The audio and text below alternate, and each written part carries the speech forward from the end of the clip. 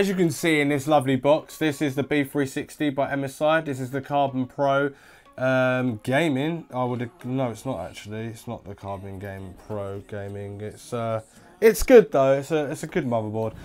Now basically this one you can't overclock with. All you can do is stick in without the K version SKUs. So if you're going for like an 8700K, yes, it would work in here, and that's the top of the range CPU for that. Or you can go with a Celeron CPU, and you can go with that. But this is for Coffee Lake and Coffee Lake only, so 1151 socket. This also works with the Opane memory controller bus speed thing. So you connect that to your motherboard to get faster access to hard drives, and that's it. That's on there. RGB is standard on this motherboard. To be honest with you, in this video I'm not going to be really building a computer, it's just really talking about the motherboard really quickly, and I'm going to be doing a build and a gaming computer. So leave your links, or no, not leave your links, leave your comments down below real quickly after this video and tell me what you want to see, because I think I've got a CPU on the way for it. But I wanted to know, do you want to see gaming, well obviously gaming on there, fraps, so not fraps but frame rates per second, and checking out what you can actually do. Is it you want to check it for an overall computer, components that you can use with it and stuff like that. So that's what I'm going to go with it. But yeah, DDR4 and all that, it doesn't go up to like the big memory bus speeds. To be honest with you, I should be getting this out of the box really. It doesn't go up to the really high spec speeds in motherboard speeds, in RAM speeds, because it's only a low grade motherboard. But it's a low grade motherboard that's with the newest CPU that you can put in there, which is obviously Coffee Lake. So included in the box you'll get a CD or DVD, a little badge if you want to stick it somewhere, then all your stickers for your SATA cables if you want to label them up, and then how to pre-install a CPU air cooler, just like a very quick installation guide. Whoa, nearly come off the table. Thank you to choosing MSI motherboard and that. Then a really nice instruction manual, which is really good with motherboards. Actually, saying that, I remember that, yeah, it does have like all the little diagrams and stuff like that. I remember the days though when they used to have booklets like this, and then when you had to put in the cables into the I/O front panel, it used to be the backwards way of how they read it in instructions. It was really annoying, but now it's all forward, so it's pretty cool. In the box you include two SATA cables, so one flat cable and one with a 90-degree angle, and then you also get RGB connector, which is a 3-pin by 3-pin cable, pretty thin as a standard for RGB. Then your I/O bracket, which is obviously red and black, and then silver. Then you get the other RGB cables. Actually, what cable is that then? Right, that cable is Corsair RGB LED extension cable. That's what it is. Right, okay. So as per usual, love the design of the box and all that, but it just looks pretty cool. I like the look of the box. It always is pretty cool. This is actually quite amazing, to be honest with you, because in this box you get all that stuff for a cheap motherboard, or a reasonable price motherboard. And what's even more funky about it is the fact that it's got RGB as a standard, and it's a gaming motherboard, so that's really cool. But we're here to talk about the motherboard itself. So on there we've got 1, 2, 3, 4, 5, 6, 7, 8, 9, 10 phases, and we've got heat sinks, we've got a few chokes on the side there and a few chokes on this side as well. We've got 8-pin EPS connector. We've got where you can put your DDR4 slot RAM. We've got pump fan 1 on the top there. We've got a CPU fan 1 there. We've also got a fan 2 there. So we've got 1, 2, 3. That's 4 pins so far. 5. We've got 6, 7, 8. 8 bloody fan headers on a cheap motherboard. That is sick.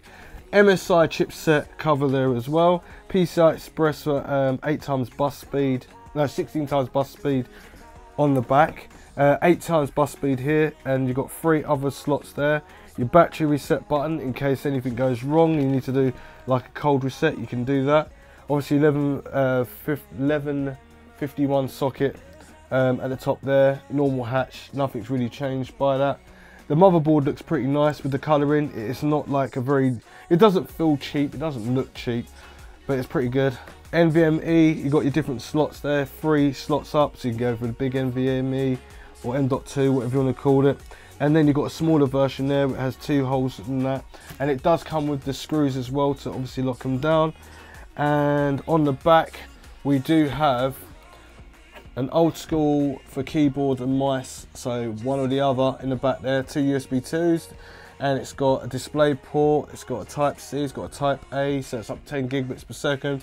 It's also got 4 USB 3s, which is up to 5 gigabits per second, HDMI, which you get 30 hertz, 30 hertz, and you've got a gigabit Ethernet connector, so you've got that stability when you're gaming. And then you've got all of the 7.1 surround sound optical link as well. You've also got an RGB light down here for the audio, and you've got the normal audio boost chip there as well. On the bottom, obviously I said that you've got a few system fans connectors on there, and you've got your audio connector there, and you've got your RGB connector and your rainbow connector there.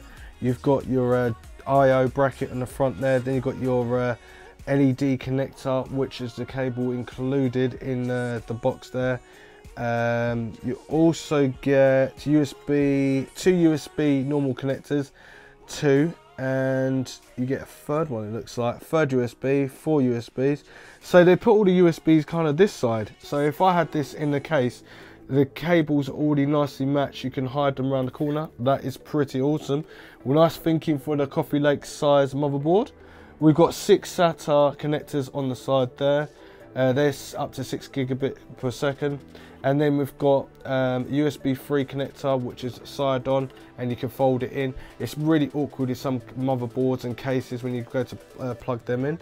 You've also got another USB, well, you've got a USB connector, so if you've got the 10 gigabit per second version, which you can have a type A or type C, you can have that on the motherboard and it connects straight to your case.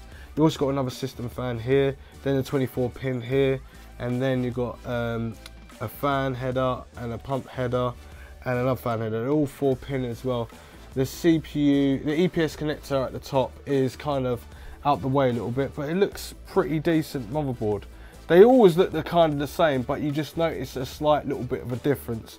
Now, if I take a look, I know that this bus speed of the RAM is up to, I think, 267, something like that.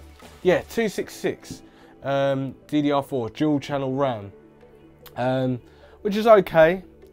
It's okay because it's not like a top range motherboard, but it's still decent for the price and all the stuff that you get with it.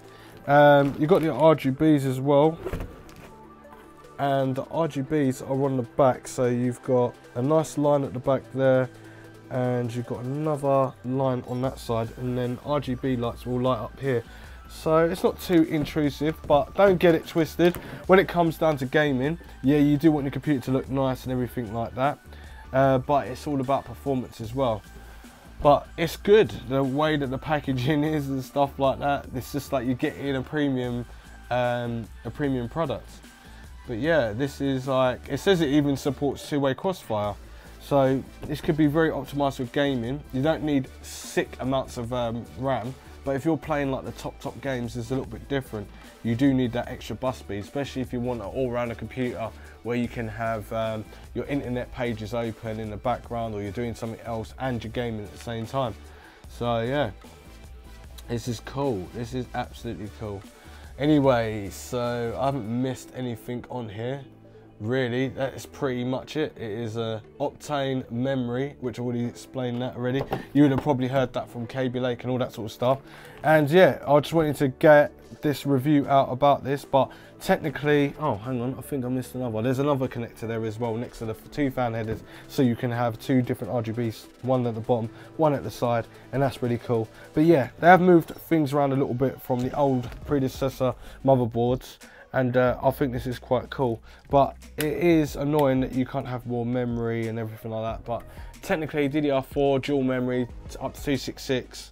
I need to actually get the chip in here and then see what I can do with it, but no overclocking whatsoever, but you can game and you can use the non-chip, so you can use the 8700 Coffee Lake CPU, but you can also use the 8700K. But why would you use the 8700K when you can't overclock it and it costs more money?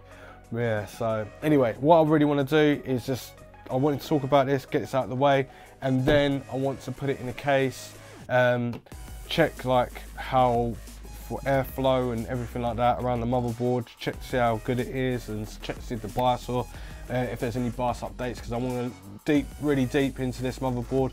But normally my digging deep would be normally on the overclocking motherboard and solutions of how to get out of a brick motherboard, or if you need a cold reset, or you need to get it as fast as possible, and fan curves, and make sure everything's breathing all right. Yeah, but all I'm going to say is everything in the box, you get quite a lot for your money. But links in the description down below.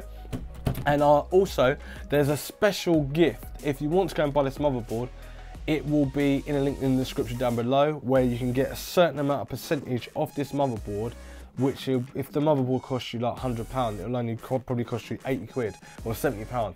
That's the little link we've got to be putting in in the description down below. But in the other video, I'm going to definitely put it in the lower third, so you definitely see it. But in a link in the description down below, check that out, get that motherboard, and yeah, we'll click on the link and it will take you there and all that sort of stuff.